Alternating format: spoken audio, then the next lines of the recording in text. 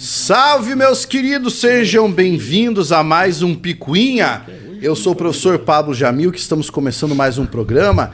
Nós não estivemos aqui na semana passada, porque eu estava viajando, e aí voltamos agora e com uma proposta muito legal. Vou passar a bola para os meus amigos aqui para eles darem uma boa tarde. Enquanto isso, eu vou abrir o chat para ver o que é que vocês já começaram a falar para nós. A palavra dos senhores. Olá, boa tarde para todo mundo. Que bom que está aqui mais uma vez, né? E o que você quer aí, pessoal? Não, estava pedindo a tela aqui para nós. O Carlão já não é mais o mesmo.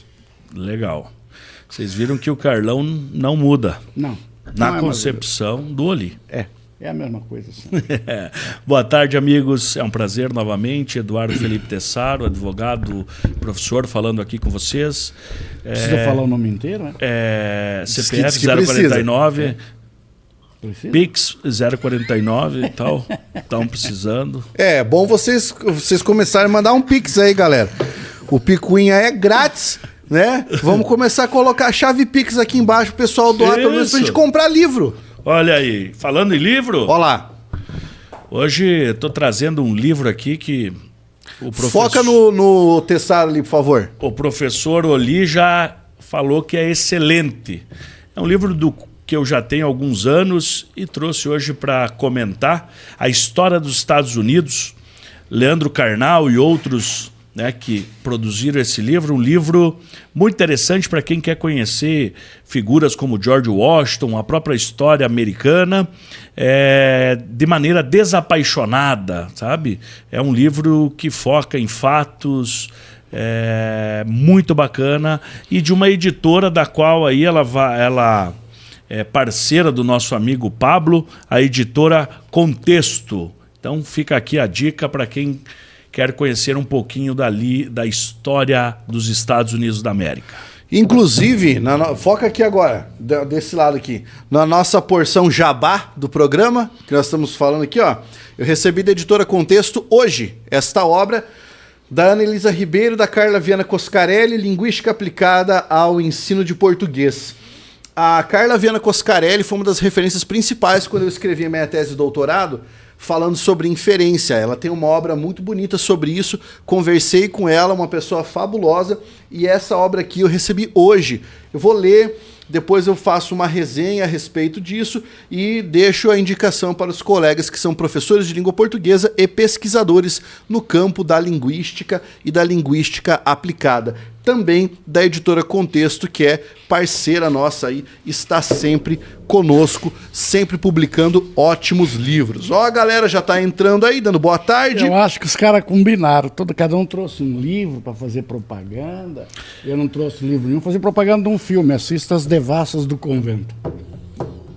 As Devassas do Convento. Mas que é isso? Caraca. Nesse horário? Com esse nome aí...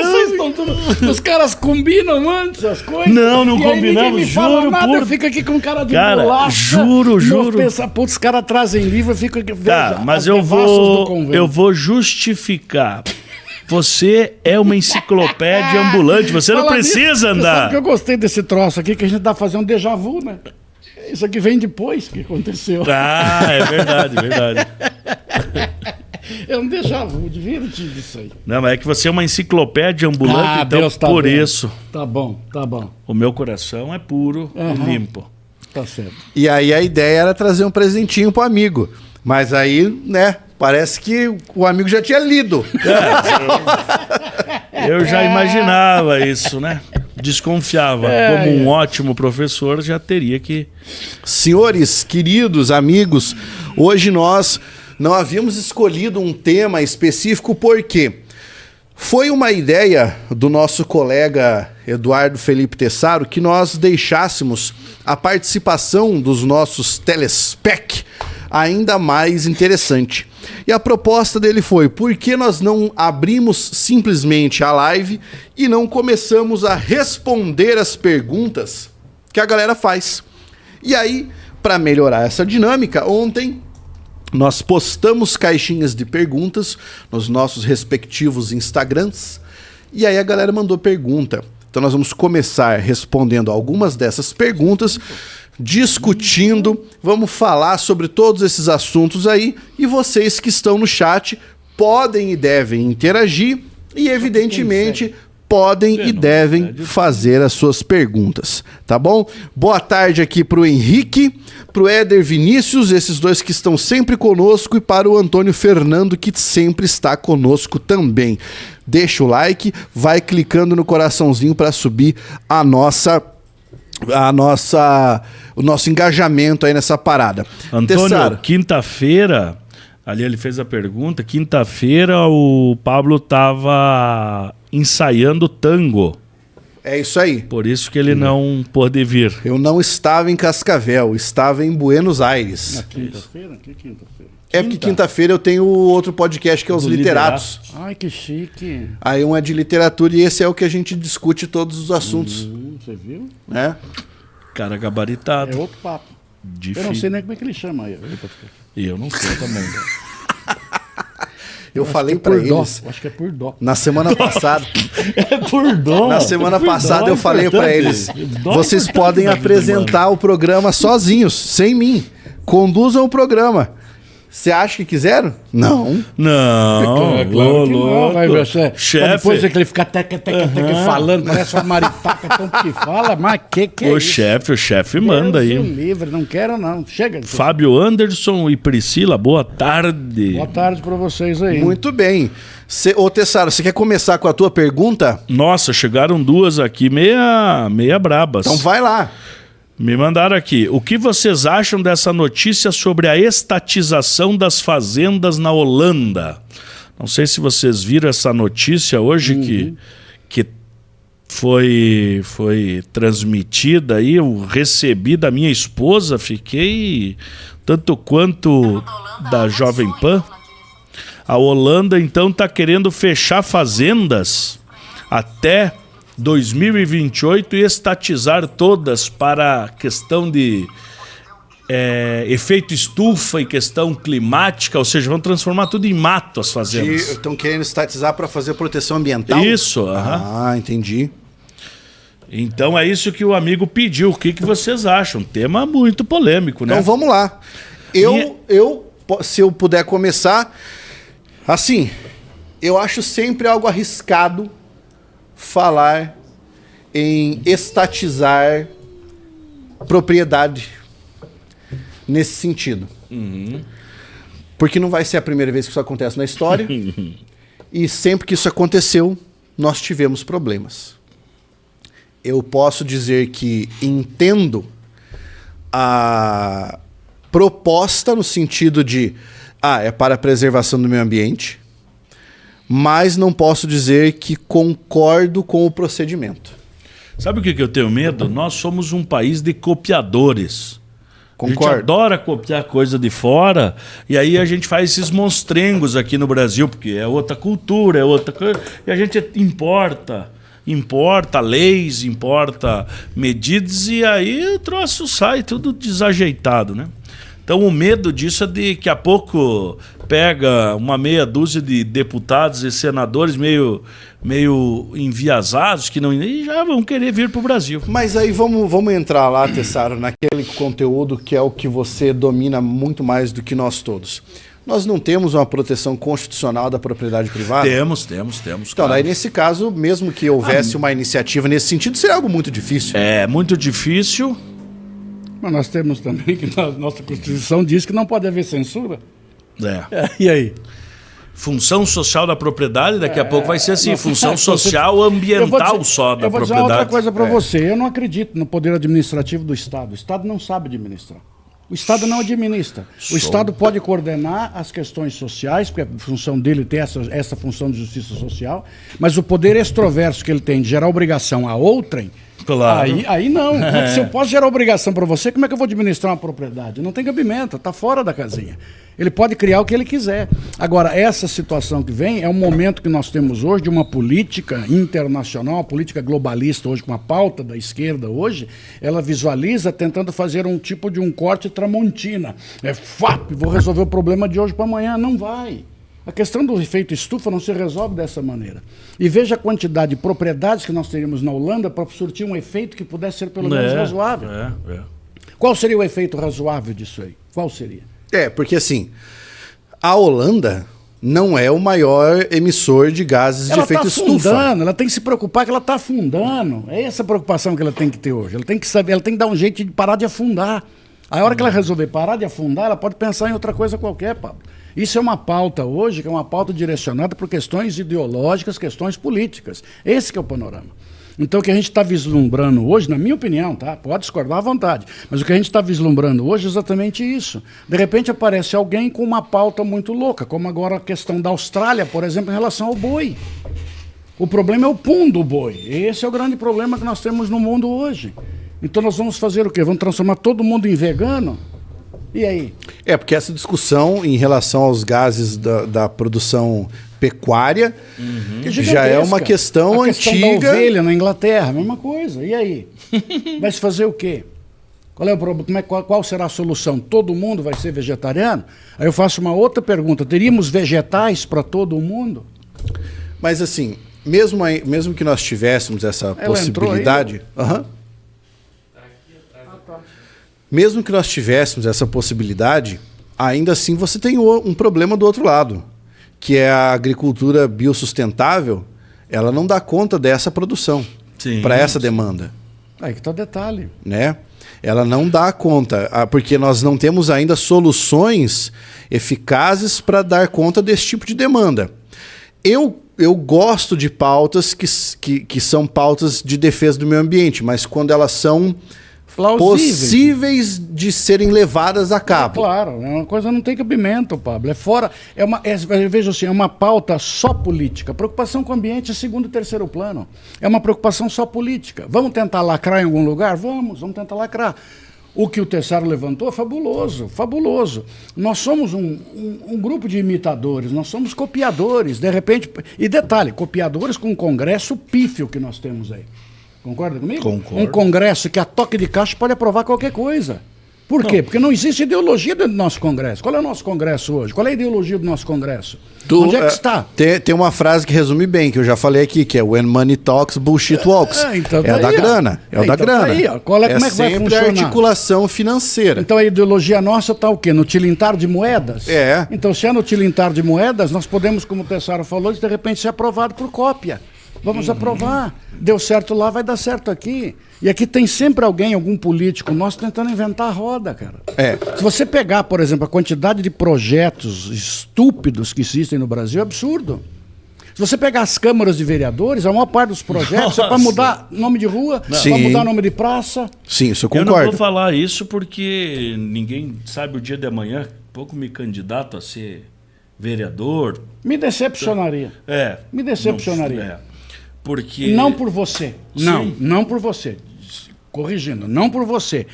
Mas o ambiente não merece você. Exatamente. Como eu disse pro Pablo. O ambiente verdade. Que ele vai entrar não merece o Pablo. O Oli me falou isso no elevador, quando a gente estava no outro escritório. E ele falou exatamente isso. Ele falou assim, eu perguntei pro Oli, quando eu fui me candidatar, eu perguntei para você, perguntei pro Oli, perguntei para algumas pessoas que são mais próximas de mim, que eu considero como mentores intelectuais, né? E vocês dois foram os dois primeiros. Obrigado. E aí eu perguntei, porque assim, essa é uma decisão que, apesar de ser uma decisão minha, eu preciso tomá-la de forma arrazoada. E quando eu perguntei pro Oli, eu falei, Oli, tô no partido X e me convidaram para me candidatar a deputado. Ele falou assim, Pablo, eu não apoio que você seja candidato. Por quê? Ele falou, porque eu sei quem você é, mas o ambiente não merece que você esteja ali. Eles precisam de você, mas você não precisa deles. Foi essa frase que o Eli me falou. Que legal. E digo assim pro Pablo, o discurso do Pablo é muito bom para um nicho, não para um partido político. O seu discurso, um partido político não merece o seu discurso. Entendeu? Porque Entendi. O teu discurso é honesto. O teu discurso é honesto. Então, quando você trata com honestidade, é uma coisa. Quando você trata com uma corja, que aquilo é uma corja. Quando você trata com um grupo onde a preocupação não é nenhuma ideologia, é um discurso, é o inverso, é você jogar porco para as pérolas. Entendeu? Olê, tem aqui uma aluna sua aí. Cadê? A Júlia Yamamoto. Ah, Júlia Yamamoto. Professores, boa tarde. Fui aluna do Olim em Umuarama. Nossa Senhora. Cara, você já deu aula em todo lugar? Eu do Rio Grande do Sul. Você é onipresente? De Rio Grande do Sul a São Paulo. Você é onipresente, cara? Não, Tá em não, todo Eu lugar, vou uma cara. vez por semana mesmo. Meu Deus, Acabaram cara. de vir aqui. Deu aula na Academia Platônica, no Liceu Aristotélico. Curitiba, Rio Grande do Sul, Umuarama, Cascavel, Toledo. Ela disse Pato aqui- Branco, uma vez você me falou que você deu aula, né? Dei aula. Pato Branco. Quer ver? cara. Pato Branco, Beltrão, Arapongas, Apucarana, Londrina, Maringá, Ivaiporã, Porto Alegre, Caxias do Sul, Florianópolis, Lages, Joaçaba, Cascavel, que eu estou me lembrando agora. É. Sola, mais algum lugar aí? Ela saiu. Sola é minha esposa. Eu acho Você que não seria foi, isso. você não deu aula em Santa Catarina? Dei. Também, Florianópolis, dei. Ao mesmo tempo, eu trabalhei em Curitiba, Florianópolis e Porto Alegre toda semana. Caraca. Só cursinho. Motorista de ônibus. Não, ia de avião. Mas é metido, hein? Tá vendo? Mas é metido, hein? Cara, Pensa esses- que nós é pouca bosta, rapaz. Que isso? Ó, a pergunta que a pergunta da Júlia, ó. a Júlia fez. Vai lá, é pra você, vai lá. Gostaria de saber o que acham sobre as recentes manifestações violentas na França. Eu sou um crítico francês. Em que sentido? Tive o prazer de conhecer, acho que é um berço riquíssimo, né, de pluralidade. Eles hoje sofrem um grande problema de imigração, que isso de alguma maneira desvirtua um pouco os valores, porque o choque é natural. O que aconteceu aqui, né? Esse caso. A polícia, se eu não me engano, assassinou um árabe no trânsito, alguma coisa de trânsito. E aí começou a balbúrdia. Então, hoje eu vi um vídeo, hoje de manhã, um vídeo de, aspas, nacionalistas franceses atacando os manifestantes árabes. Então você vê que o negócio já ultrapassou a questão Estado, né? Aquela questão... Na verdade, é uma questão já de xenofobia, uma questão de posicionamento. A França está numa situação complicada há pelo menos 15 anos em relação à política, em relação à administração da França, em relação à previdência na França. Quem está à frente está tendo muita dificuldade e eu vou dizer para vocês que nas últimas 3 semanas o Macron está passando por diversas saias justas em todas as conferências de que ele participa. Não deveria falar mal do Macron porque tem uma carta que eu recebi dele. Ô, louco! Que eu tenho lá em casa, inclusive, com a fotografiazinha dele e tudo mais. Lembra quando eu perdi a minha viagem para a França? Que não deu para ir, que meu filho ficou doente e tudo mais. Eu mandei um e-mail para ele. E ele me respondeu com uma carta. Caraca, que gentil. Uma coisa muito louca. Nesse aspecto foi muito gentil, muito atencioso mesmo. Mas assim, ó, o que eu ia comentar? Eu mando direto pro Oli esses vídeos do Macron levando umas invertidas quando ele está discursando ao lado de presidentes e líderes dos países africanos. Ali se pega. Mas Né? sabe qual é o problema? O pessoal ali tá batendo com força nele. Diga lá, Oli, Primeiro, agora vem com a sua. um grande beijo para a Júlia aí. Um grande beijo para você, um grande abraço. O problema é que a manifestação que você tem hoje, ela tem o nacionalista falando, ela tem o operário falando, ela tem o estudante falando, ela tem os partidos de esquerda falando, a discussão de aposentadoria. E a situação que a gente tem na França é que o francês sabe que a luta resolve. Ele sabe disso. Não, sempre Você lembra foram pra naquela rua. época, Ele sabe. há mais ou menos uns 10 anos, quando eles estavam queimando tudo quanto é carro? 2003, discutindo sua reforma previdenciária na França. Isso. Que o governo foi obrigado a recuar. E o discurso do Macron hoje, todo mundo sabe que é um discurso de falácia. O que aconteceu com o Macron é isso, ele perdeu o crédito, o discurso dele é blá, blá, blá, blá, blá, blá, blá. Ele tentou agradar a direita, tentou agradar a esquerda, tentou agradar o centro e não agradou ninguém. Quer dizer, esse discurso que ele fez, que é só blá, blá, blá, não agrada ninguém. E o francês sabe que a rua é onde está a força. O francês sabe disso. Sempre foi. Ele já descobriu isso lá em 1789. Isso ele fez em 1870, ele fez em 1848, ele fez na Terceira República, na Quarta República. É o único país do mundo onde as independências das colônias foram feitas por decreto presidencial, porque a popularidade do cara vinha despencando. É isso que acontece. Nós tivemos uma manifestação estudantil na França em 68, que conseguiu retirar a presidência do cara e eleger um mais conservador ainda, que era o Georges Pompidou. O Georges Pompidou era de direita, extremamente conservador, e quem foi eleito foi exatamente ele, em função das pressões estudantis nas ruas da França. O que você tem hoje é exatamente isso. A questão que você tem da vinda do imigrante para a França, o cara que teve a ideia de permitir a nacionalidade, deslocamento da colônia para a França, o reflexo que nós estamos tendo hoje é exatamente esse. Então a população está na França hoje, mas ela está vivendo na periferia. Ela não sabe o que é Paris. Paris, para ela, é só a periferia. E nessa periferia é o caso dos Estados Unidos. A periferia americana é a mesma coisa. Então o discurso do Macron caiu no nada. Ele só está colhendo o que ele mesmo plantou. É o que se chama na Guerra dos Universais de flatus vox, né? A palavra que voa. Vai embora. Agora as pessoas perceberam que não é assim que funciona. As pessoas estão percebendo que ela não está aposentando, a aposentadoria dela está atrasando, está recebendo pouco, o seguro não vem. Mas essa social-democracia que a França e outros países cultivam há algum tempo, ela já, acho que já estagnou, né? Ela percebeu, porque hoje tem muito mais gente na inatividade do que na atividade. Mas é por isso que na Europa... E aí as contas não estão fechando, eles não conseguem mais fechar. Mas é por isso que na Europa nós temos um movimento de recrudescimento do nacionalismo. Isso. Do nacionalismo, você tem um movimento de recrudescimento do conservadorismo, porque, como eu sempre falo, esses movimentos todos são cíclicos. Uma hora você tem um país que fica num âmbito mais libertário, mais progressista, de repente a população percebe que não está mais dando para eles têm um choque. Aí eu vejo assim, Pablo, à medida que o conservador está dentro do poder, há um crescimento econômico.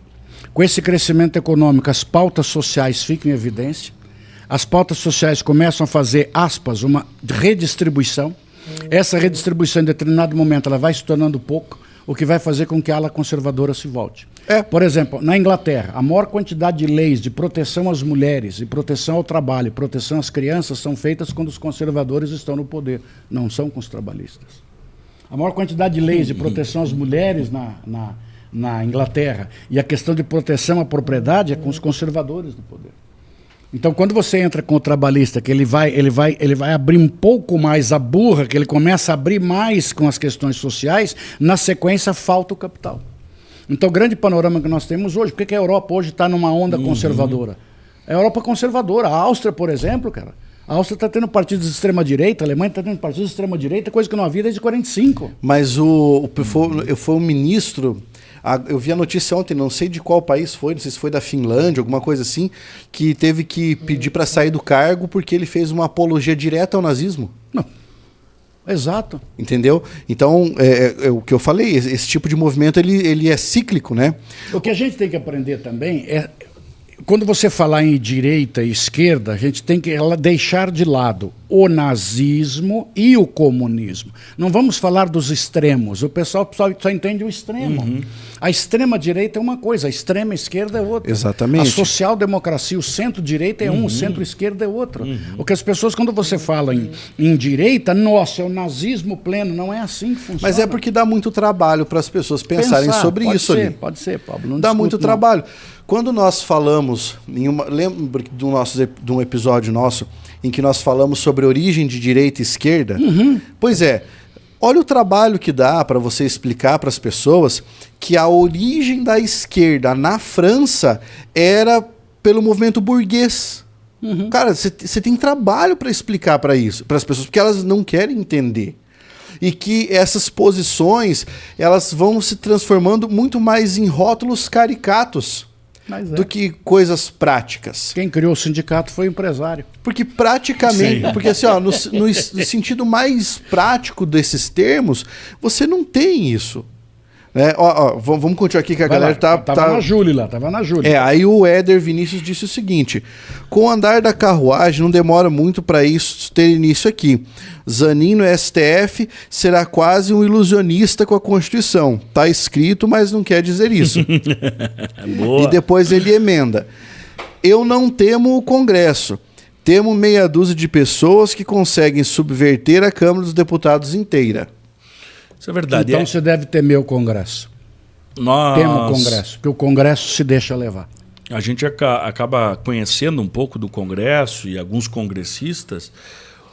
Eu diria que no Congresso, que temos 513 deputados, mais 81 senadores, eu diria que no máximo 30 pessoas têm voz lá.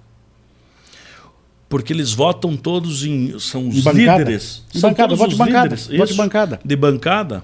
São esses caras que sentam na mesa para conversar o que é importante. O restante é só... Tanto é que nós temos representantes que eles chamam de baixo clero. Baixo clero, porque esses não Representantes mandam do nada. baixo clero, quer dizer, o cara não manda nada. Não manda nada. Então eu digo assim, eu coloco uma outra situação. Eu colocaria que talvez 30 pessoas, eu colocaria talvez uns 30% de pessoas que teriam alguma ideologia honesta para ser pautada. De resto, se juntar tudo, botar num saco, jogar no rio, você perde o saco. Ele só tem interesse eminentemente financeiro. Só. Aqui, Perfeito. ó, o Fábio Anderson disse que que eu tive o voto dele. Muito obrigado, meu querido. O CWB92 falou: acompanho o Pablo há anos. Prefiro ele educador a político. Para mim, professor, o senhor tem mais relevância social aqui que lá no meio de políticos. Eu também... Só concordo com esse rapaz. Eles não merecem você. Eu também concordo que eu tenha mais relevância Fábio no meio Anderson da falou que você foi educação. professor no Platão. Nossa, em Apucarana. Um abraço, Fábio. Um abraço. E muito provavelmente eu acabe, talvez, aposentando uma carreira política em razão disso. Mas eu entendo Alpha também... Centauri, onde é? Alpha Centauri é a constelação próxima. É uma constelação próxima. Ah, tá. Ó, o depois você vai Bernardo ver mais Leal... pra baixo aqui, onde Puta, essa aqui que o Bernardo Leal mandou é pancada, hein? Uberlândia também. Ó, Caralho. Cara, você deu aula em todo lugar, cara. Onde me chama? Uberlândia aqui, Uberlândia. ó. Fui dar aula com um concurso ICL de Uberlândia. Fantástico, rapaz. Aqui a Priscila César, ó, lembrou. Exatamente. Um grande abraço para você Que aí, legal. em Uberlândia. ó, o Bernardo Leal disse: boa tarde, professores. Gostaria de que comentassem sobre as declarações homofóbicas do então pastor André Valadão da Igreja da Lagoinha e o que isso tem a ver com a liberdade de expressão, já que a OAB se pronunciou contra as declarações do pastor. E ele ainda disse: e o que vocês acham das igrejas neopentecostais no país? Essa é uma pergunta longa que tem que ser dividida em duas etapas. Primeiro falar sobre o que o André Valadão disse e depois falarmos sobre as igrejas neopentecostais. O que o André Valadão disse? Já vamos chegar aí. Ô Carlos, faz uma gentileza. Pesquisa aí para nós as últimas declarações do André Valadão para que a gente tenha a literalidade do que ele falou, o que foi exatamente quais foram as palavras dele. Você vai procurar André Valadão e comentários homofóbicos. Porque o que acontece? Então vamos dividir aqui essas duas partes, tá? Quando a gente entra nessa seara, a gente começa a falar sobre religião. Então, vamos lá, porque a gente tem que ir com um pouquinho de calma aqui. Eu vou começar falando sobre o André Valadão, porque não é a primeira vez que ele está envolvido numa polêmica dessa natureza. MPF investigará pastor André Valadão por suposta homotransfobia. Eu, sinceramente, eu tenho muita dificuldade com essas expressões, assim, sabe? Porque hoje cada dia surge uma. Né? Então, homotransfobia. Durante uma pregação em igreja nos Estados Unidos, né, já começa a ser um pouco diferente, né, por questão de direito penal, no tempo, no espaço, né? se ele poderia ser investigado pelo MPF Pois aqui é. no Brasil por declarações lá nos Estados Unidos. Valadão ensinou que crentes deveriam matar a população LGBTQI+. Se foi isso que ele falou, gente, isso não cabe em qualquer lugar do mundo como liberdade de expressão. E parece, Tessaro, que existe um vídeo disso. Não, deve que ter foi aqui, ó. gravado. Tem um vídeo tá um aqui. vídeo, Tem um vídeo aqui. videozinho. Tem um videozinho aqui. Obrigado, Carlos. Carlos mandou aqui. E aí, parece que foi isso mesmo que ele disse, ó. Caramba. Diz que no culto... Não, vai lá, vai lá. Diz que no culto ele falou isso mesmo, que os evangélicos deveriam matar pessoas LGBTQIA+. Tá faltando letra nessa sigla. LGBTQIAPN+. Isso. Essa aí é a Agora sigla abriu completa. Tá?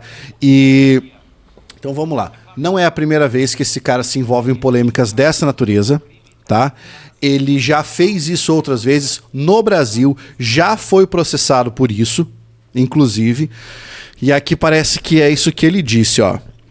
Agora palavras dele, tá? Abre aspas.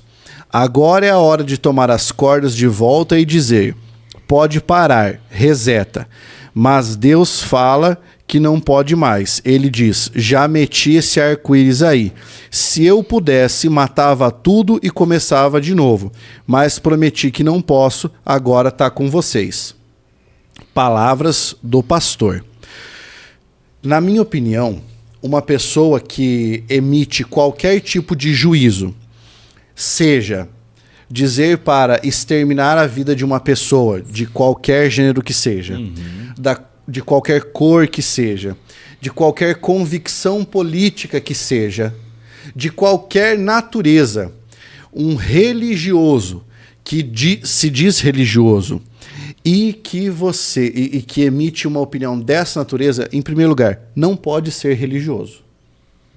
Não pode ser, né? Porque se você for leitor da Bíblia, você pode procurar alguma passagem em que Jesus tenha dito: mata todo mundo aí. Deus não faz acepção de pessoas. Ele não separa ninguém. Pois é. Isso aí não é incitação ao crime? É, claro. Pronto, que é crime. Claro. Agora, se ele colocasse, devemos matar brancos, homens, cis, matar cavalo, matar cachorro, é incitação ao crime. Claro. Pronto, acabou, não tem o que discutir. Pois é. E aí, nesse caso, eu sou extremamente crítico. O pessoal que sabe que eu não tenho religião e tudo mais, e que eu fico muito revoltado quando as pessoas se valem da religião para fazer proselitismo das suas convicções. Então, eu acredito, eu acho que deve haver punição, sim. Na minha opinião, deve haver punição, porque isso é um crime. Está tipificado, é crime, tem que haver punição, né? Pronto, acho que é bem simples assim, não tem nem argumentação. Não. Qualquer coisa, qualquer palavra que ele colocasse na frente, devemos matar 2 pontos, tá errado. Acabou. A situação, assim, eu acredito que é um pouco mais complicada quando a gente tenta ingressar nos dogmas da igreja. Por exemplo, tem igreja que tem o dogma de que Nossa Senhora é alguma coisa, e alguém, por exemplo, ir contra isso, por exemplo, chutar um santo de uma lembra outra do episódio religião. do cara que chutou a santa? Isso é péssimo. o cara que chutou a santa. Lembra? Então, essas questões assim que são muito próximas, isso não gera violência em si. Eu falar, olha, na minha opinião, a igreja tem todo o direito de falar, olha, para nós aqui nós reconhecemos só o casamento entre homem e mulher. Isso é um dogma da igreja. Nós não podemos fazer com que a igreja absorva a outras realidades sociais sem problema. Mas em hipótese alguma pode alguém se valer daquele grupo de pessoas, incitá-las à prática de crimes e ainda assim crimes violentos. Exatamente. Aí passou de qualquer... Não tem nada a ver com religião. Não tem nada a ver. Porque eu fico pensando o seguinte... No Brasil, não sei se vocês lembram, eu postava isso nas minhas aulas, agora até fui achar a notícia, um pastor Tupirani de Ora Lores foi condenado a 18 anos e 6 meses de reclusão por induzir e incitar discriminação contra pessoas judiciais ou judias, na verdade. né? Por meio de publicações. Ele falava isso na igreja, que tinha que bater, que tinha que matar os judeus, totalmente antissemita. Tinha uma igreja lá, se eu não me engano, era no Rio de Janeiro, algum lugar assim, e ele dizia, aqui não, a Constituição não vale, o que vale é a Bíblia. Ou seja, todo nesse contexto, né, de guerra santa ainda, né, vivendo um antissemitismo, uma coisa absurda. E ele foi preso, isso chegou ao Supremo Tribunal Federal, que manteve, dizendo exatamente essa ideia. Olha, eu tenho liberdade de expressão desde que essa liberdade não gere um discurso de ódio passível de gerar crime. De gerar violência física mesmo. Pronto. Porque imagina, eu falo que as pessoas têm que morrer. Eu estou incitando as pessoas a esse tipo de prática. E ainda mais a responsabilidade. Por isso a responsabilidade de um pastor, a responsabilidade de um professor, a responsabilidade de um jornalista, a responsabilidade dessas pessoas que de alguma maneira têm uma influência social, tem que ser maior. Por isso nós temos que ser responsabilizados com maior rigor, porque nós influenciamos a atitude das pessoas. Concordo. Então nós temos que tomar esse cuidado, nós enquanto educadores, o pastor enquanto educador, o jornalista, o político, pessoas que podem influenciar massa de pessoas a cometerem crimes. Exato. E eu ia comentar o seguinte, eu fico pensando, como é que isso reverbera na cabeça daquelas pessoas que são religiosas e frequentam o templo? Sim. Porque a minha mãe é uma pessoa religiosa, a minha mãe é católica e ela costumeiramente vai à igreja. Não é a situação em tela, mas e se fosse? Como é que é reverberar na cabeça da minha mãe, uma senhora de 66 anos, 67, que gosta muito de ir à igreja e fez isso durante boa parte da sua vida, e aquilo que o padre ou o pastor falam são uma verdade assumida por ela, como é que isso é reverberar na cabeça da minha mãe, ela escutando alguém dizer que por ele matava todo mundo e isso aí é com eles mesmo, que tem que matar. Meu Deus. Aí um dia, por exemplo, tá minha mãe lá, vai uma pessoa atendê-la em algum local, e é uma pessoa que faz parte da comunidade LGBTQIAPN+. Qual vai ser a forma de trato da minha mãe com essa pessoa? Você entende o que eu quero dizer? Sim, sim. Parece que o indivíduo, quando fala isso, ele não tem noção de que maneira ele vai quase que obrigar a outra pessoa a agir. Então, essa responsabilidade sobre o discurso que você emite é muito importante. E ela tem que ser policiada, né? A pessoa precisa assumir a responsabilidade daquilo que fala e não se desviar dizendo, não, isso foi só um exemplo, foi uma metáfora, foi uma forma de falar. Né? A palavra que você joga não volta mais. Teve uma vez aqui, já peço desculpas, não vou dar spoiler, porque o processo era público, não era sigiloso. 22 policiais um dia chegaram no meu escritório por indicação de um comandante, porque eles todos estavam indignados com postagens de um professor de uma universidade pública aqui de Cascavel, que chamavam os PMs, e várias publicações, várias, não era uma coisa isolada. E que eles ficaram bravos, né? Todo PM é cheirador de cocaína e assassino de pobre. Aquilo, imagina, para as pessoas de bem, para um policial de bem, aquilo, ele fala, cara, isso é... Né? E aí você tem que lidar com essas coisas. E exatamente a ação a gente moveu nesse sentido, de tentar buscar educar essa pessoa e falar, bicho, você não é um qualquer, você é um professor de uma universidade pública. Você não é um inimputável. Exatamente, não é porque você pode, mas a polícia é truculenta, sabe aquelas conversas de sempre? Tudo bem, meu amigo, mas tem as vias. Faça as denúncias onde você tem que fazer, mas não generalize, mas diga não que coloque. Tem gente boa, tem gente ruim também. Assim que funciona. Não são todos que claro estão fazendo a mesma coisa. Isso. Mas o cara se coloca, às vezes, naquele discurso de autoridade, né? É o arauto da verdade, só a verdade é só dele. Não é assim não, cara. O cara que ele fez aqui tá errado. Tá errado. Eu sempre digo, depois daquele, deveria matar, 2 pontos. Quem? Qualquer coisa que ele colocasse na frente seria crime. É criminoso, não tem o que discutir. Acabou. O Edu Dalcente falou, sou aluno do Olino PV Noite de Beltrão. Olha aí, Edu. O mal das aulas de quinta-feira que tenho com o mestre é que só daqui uma semana terei de novo. Olha lá. Uau, meu querido, queridão, muito obrigado. Hein? Muito obrigado. Vocês não vão acreditar. Sabe quem é o CWB 92? O Dominique Torresmo. Torresmo. Cansei de ser Dominique Torresmo. Tem bastante coisa aí, Pablo. Lê lá pra Tem. Olha aqui, ó. Que vocês acham da O Dominique falou o seguinte, a gente já vai chegar a essa do Santiago, hein, de Santiago. Não vamos fugir dessa aí, não. Falando em igreja, os senhores viram o caso da Universal reunir PMs em templos? Algo meio duvidoso, já que Estado deve ser laico. Gostaria da opinião dos senhores. Minha opinião, então. Sim, o Estado deve ser laico. Sim, acho que se houver uma reunião dentro da igreja porque eles são policiais militares, está errado. Vírgula. Se forem policiais militares e professarem aquela religião, nada impede que frequentem a igreja, nada impede que lá estejam. Certo? Sim. Agora, se for uma reunião com o intuito de puxar para perto da instituição a instituição policial, aí eu vejo como algo, no mínimo, estranho. Porque são aproximações que não fazem muito sentido. Mas pode fazer também, qual é o problema? Veja, não é uma liberdade da pessoa ir ou não? Claro.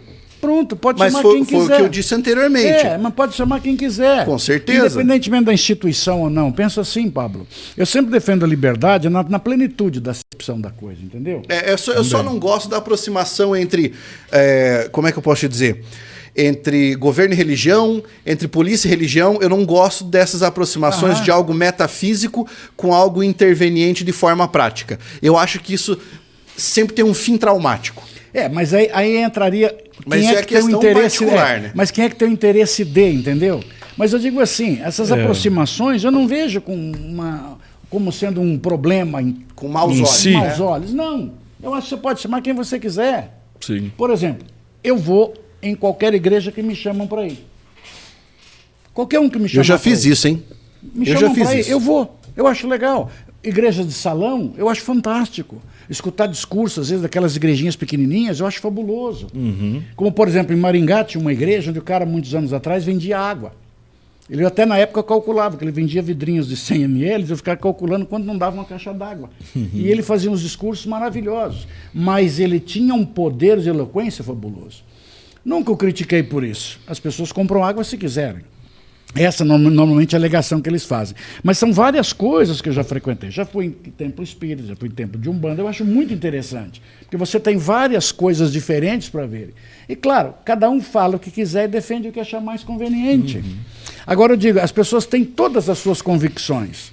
Que nem, por exemplo, às vezes a pessoa está do seu lado, nossa, ela fala em línguas. Poxa, que maravilhoso. Nunca falaram comigo. Eu penso, que porcaria, por que não fala comigo também? Às vezes não deu certo, não estou entrando no mérito da situação, entendeu? Mas eu acho que tudo é válido. Porque às vezes a pessoa tem naquele momento algo que aplaca, às vezes uma dor que ela tem, um sentimento que ela possui. Eu acho que é muito válido isso. Por isso que em uma das canções do Ronnie James Dio, falecido já, maior de todos os vocalistas do heavy metal, ele disse: "It's really all the same with just a different name." Tudo é a mesma coisa, só que com um nome diferente. Pronto. Né? E às vezes o caminho para você é aquele, cara. Pois é. Às vezes o caminho é esse. Agora vamos à do Santiago Lima. Essa aqui é boa, hein? Eu tô a pau na resposta. O que vocês acham da esquerda radical? Uma bosta. Como a direita radical também. Bem, eu gostaria de começar a minha resposta, Santiago, dizendo uma coisa importante. Da próxima vez que você for utilizar esse termo, mude apenas uma palavra. A palavra radical. Que a palavra radical significa aquele que toma pela raiz, certo? O que você está querendo dizer aqui, eu percebi pela sua escrita, é a esquerda sectária. O que é o sectário? Sectário é aquele que segue sem qualquer tipo de crítica, sem qualquer tipo de reflexão. Diga vá para lá, ele vai. Vá para o outro, ele vai. E para ele não importa. Ele é um comandado, certo? Então o que você quis dizer foi esquerda sectária. Eu, Pablo, que me considero uma pessoa de centro-esquerda, sou contrário à esquerda sectária. Porque eu já tive muitíssimos embates com colegas que são sectários e que não tem como conversar com a pessoa. Não existe discussão de ideias, a pessoa não arreda o pé, não está disposta a ouvir, não está disposta a aprender. Assim como acontece com pessoas que são da direita sectária. Porque todo sectarismo leva você ao embotamento da visão, você não perceber as coisas, não conseguir analisar os fenômenos, não conseguir ter... o termo correto seria não ter sensibilidade social para você poder perceber quais são os movimentos da sociedade, que uma hora exige um controle mais rigoroso, uma hora um controle mais aplacado, uma hora exige mais intervenção, outra menos intervenção, uma hora exige mais investimento na economia, outra hora um deslocamento desses investimentos para recursos de natureza social. Então, sempre que você tem algo que é sectário, você vai caminhar para a ponta de uma prancha que vai te jogar aos tubarões. É sempre isso. Então, eu sou contrário a diversos problemas da esquerda sectária. Um deles que eu já denunciei aqui e denuncio toda vez que eu tenho oportunidade.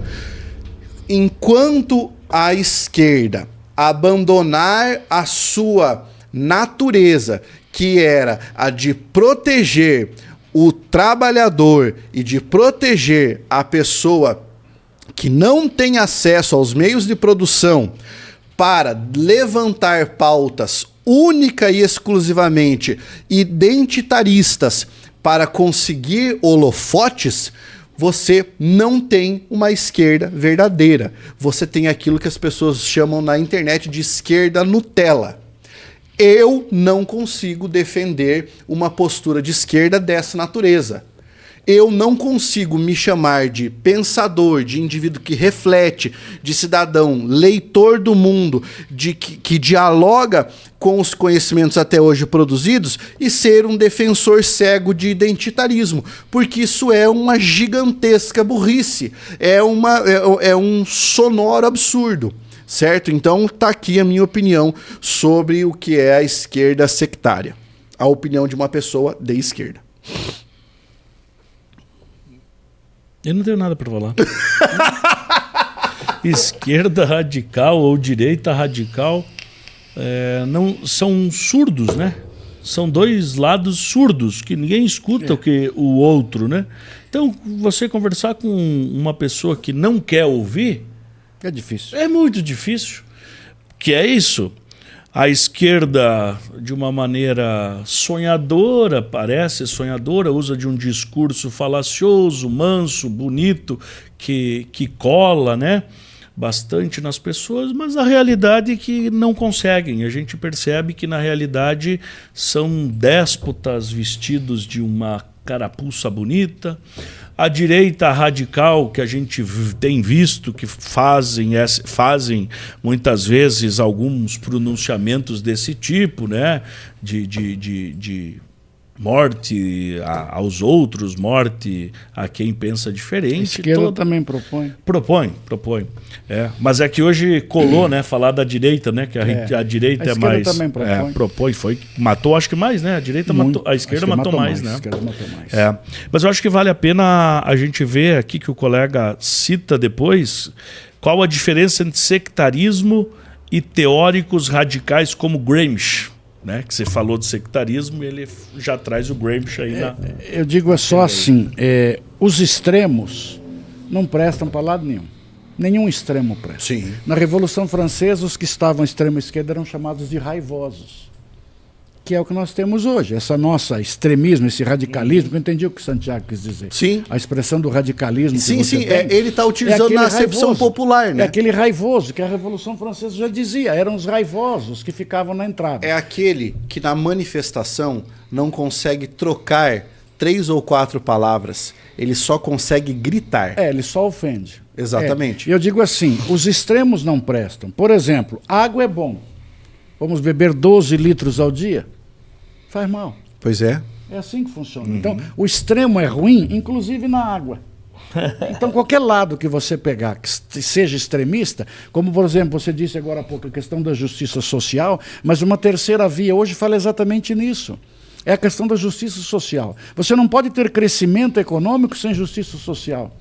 Não tem como. Sim, isso já dizia a Maria da Conceição Tavares. Mas como é que você vai ter um crescimento econômico e não estabelecer uma justiça social? Grandes magnatas da indústria, o próprio Ford dizia que ele tem que ter um produto que o funcionário dele possa comprar. O sonho de consumo de qualquer operário nos anos 60 era trabalhar na Ford, que trabalhava que ganhava o dobro do que pagavam as outras empresas. Então, veja, não estou entrando no mérito do Ford, o Fordismo explorava ao extremo. Mas repare, a partilha tem que existir. Mas essa terceira via é necessária. Você tem razão. Aliás, o próprio idealizador do liberalismo econômico, Adam Smith, falava em justiça social e necessidade de distribuição de renda. Eles falavam sobre isso. Mas a grande questão é que, eu acho que você concorda comigo nesse ponto, a expressão justiça social foi tão desgastada que hoje ela é vazia de sentido. Totalmente.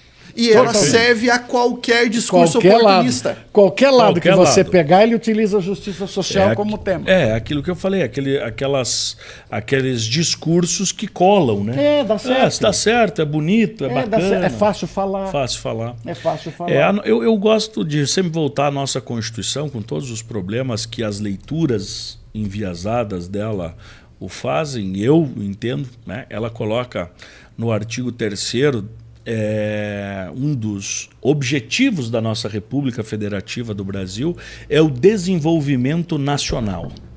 E por uma leitura sistemática, holística de toda a Constituição, a gente percebe que esse é um desenvolvimento que ele passa necessariamente pelo crescimento econômico, mas não é sinônimo de crescimento. Desenvolvimento econômico, desenvolvimento nacional passa por crescimento em IDH, desenvolvimento... Educação. É exatamente esse o pensamento que nós temos que ter. Quem pensar diferente disso, no sentido, é extremista, está fora, achar que o crescimento econômico... E eu sou muito mais desse lado do desenvolvimento e do crescimento. Eu acredito que as melhores políticas sociais são aquelas que vêm atreladas ao crescimento econômico, né? Porque crescimento econômico, de alguma maneira, em algum grau, gera riqueza e riqueza gera liberdade. Tem um grande autor que ganhou o Prêmio Nobel 99, 2000, Amartya Sen, indiano, economista, que escreve um livro de Desenvolvimento como Liberdade. Ele só diz: só existe liberdade se há desenvolvimento humano. Sim. Se você não sabe, se você só tem um caminho, você não tem liberdade. Claro. O mendigo que vive na rua, ele não sabe se ele vai dormir num hotel, numa cama. Ele não tem liberdade. É a única liberdade, a única escolha que ele tem é a marquise, Então ele fala a partir disso. É sensacional. Então a gente precisa desenvolver as faculdades humanas, a capacidade humana para que o ser humano viva conforme os seus interesses particulares, ou seja, não podemos perder a individualidade, e, ao mesmo tempo, pensando no outro, no desenvolvimento social. Agora vem o momento da bomba atômica teórica. Sabe esse conceito de liberdade que você falou que está no Amartya Sen? Sabe de quem é esse conceito de liberdade? Não, senhor. Marx. Esse é o conceito marxista. Puta, o problema é que falar marxista remete à corrente marxista, né? Esse é o conceito de liberdade que está na obra do Marx. Liberdade é justamente você conseguir fazer aquilo que deseja fazer sem que você seja obrigado a escolher um caminho por força das contingências. Exatamente. Se Marx disse isso, que eu imagino que deva ter dito, porque foi um grande sábio, eu acredito que os leitores o deturparam muito, né? Como deturparam, por exemplo, dentro do direito Hans Kelsen, né, deturparam, alguns hoje nunca leram Hans Kelsen e falam mal dele, né? É bonito quando a gente lê, né? A gente descobre que, né, não é bem assim. Não é bem assim. Mas é bacana, que legal, bom saber disso. O problema do Marx são os marxistas. Os marxistas, exatamente. Eu vejo o seguinte, o que fizeram com a teoria marxista faz ele hoje dar currupio na catacumba, cara. Ah, com Ele certeza. dá currupio na catacumba. O que Com fizeram certeza. com a teoria dele tem nada a ver. Olha Tem só. nada a ver. Nada a ver, nada. A teoria em si, ela é interessante, ela é muito bonita. A teoria dele é muito boa. Mas o que fizeram com ela, ele dá corrupio na catacumba. Porque, Não tem cabimento. porque olha Não que tem coisa cabimento. curiosa. Quando você pega, vamos pegar só uma das obras dele, talvez o Capital. Quando você lê os 3 tomos do Capital, ele não está ali dizendo para a sociedade, olha, peguem esse caminho aqui. Pega esse caminho que esse caminho vai dar bom. Não. Na obra, ele faz uma análise filosófica da economia europeia fundamentada no Capital. O que ele está fazendo ali é dizer, veja, Economia inglesa. exatamente. É inglesa. Ele está dizendo, veja, o que nós temos na Europa é isso aqui. Essa é a realidade econômica. Isso aqui nós estamos falando de filosofia econômica. Isso. E o proletário, ele não entrou no detalhe do proletário. Porque isso foi acontecer depois. Porque ele faz isso no manifesto comunista. Eu acho que ele Porque vamos daí quando nos o partido- unir e tal. isso, Mas só quando que vai não tem se problema. fundar o partido. Não, mas não há problema nisso. Eu acredito que toda, aspas, vamos dizer assim, revolução, toda revolução, ela tem os pontos positivos, né? Muitas vezes anda para frente, mas ela também abre gargalos, e a Revolução Industrial fez isso, né? O êxodo rural, sabe? Pessoas viviam na Inglaterra, de repente estava todo mundo em Liverpool. Não tinha saúde, não tinha sanitário, não nada. tinha trabalho, não tinha nada. É óbvio que alguém precisava pensar nisso, e esses caras levantaram essa bomba. E a grande questão é sempre o que é que se faz com aquilo que se diz. Isso. Então, por exemplo, eu não posso... Lógico, isso é uma metáfora, tá? Tô ressalvando aqui as proporções. Eu não posso culpar Jesus por aquilo que fizeram nas cruzadas. Sim. Entendeu? Seria a mesma coisa que eu falasse, o cavaleiro lá que matou a galera degolada, ou o Papa que mandou um exército de crianças, né, para lutar, ou a cruzada dos pobres. Eu não posso culpar Jesus por aquilo que o cara fez. Entendeu? Perfeito. Então eu acho que é essa mesma O que característica. fizeram aqui. em nome dele é que saiu errado. Gostaram aí, pessoal, dessa... Eu gostei muito aqui dos dois debatendo, eu fiquei aqui no terceiro. Não, tô comentando aqui com o pessoal do chat aí. O que vocês acharam desse debate sobre Marx, Eu achei fantástico, aula profunda mesmo. Ó, o Éder Vinícius aqui disse pra nós: eu defendo a pena de morte para crimes como o caso de Blumenau e violência contra a mulher. Eu acho que é que ele tá falando da chacina das crianças, né? Meu Deus, que Defender a absurdo morte de aquele, alguém gente. fora de contexto é psicopatia. Perfeito. Concordo. Estamos junto. E que absurdo aquilo que aconteceu, né? Aquilo foi camarada terrível, no né? Distrito Federal, ele e uma mulher pegam uma criança, colocam numa mala para estuprar, gente do céu, que Eu ainda vejo perversidade. gente. Existe uma máfia disso, Tessaro. Foi denunciada Deus, uma máfia. Isso está circulando nas outras redes sociais. Existe uma máfia de pessoas que são pessoas milionárias e que estão ali, olhando pelo celular fotos de crianças que são compartilhadas pelos próprios pais. Sim. Eu E posto lá no meu Instagram. Exatamente. por exemplo. E aí eles olham, e se um daqueles caras ali decide que ele gostou daquela criança, ele passa como se fosse um pedido. Alguém vai buscar. É esse aqui que eu quero que busque. E vai paga lá tomar nos 50, olhos. 100 mil reais para que a pessoa vá lá e sequestre a criança. Doença. Fora o fato das reuniões de mídias Doença que sim. são vendidas para essas pessoas que são pedófilos, evidentemente, para que essas pessoas comprem e tenham acesso a essas imagens para ficar olhando. Meu Deus, o cara tem prazer por isso. Também você falou doença em que sentido? Não, eu digo, é um distúrbio, né? É uma coisa... É um bandido, cara. Não, é bandido. Mas esse aí Bandido. não será A única coisa que me deixa bem feliz... Será que tem? Uma coisa que me deixa bem feliz... É o que acontece lá. na cadeia.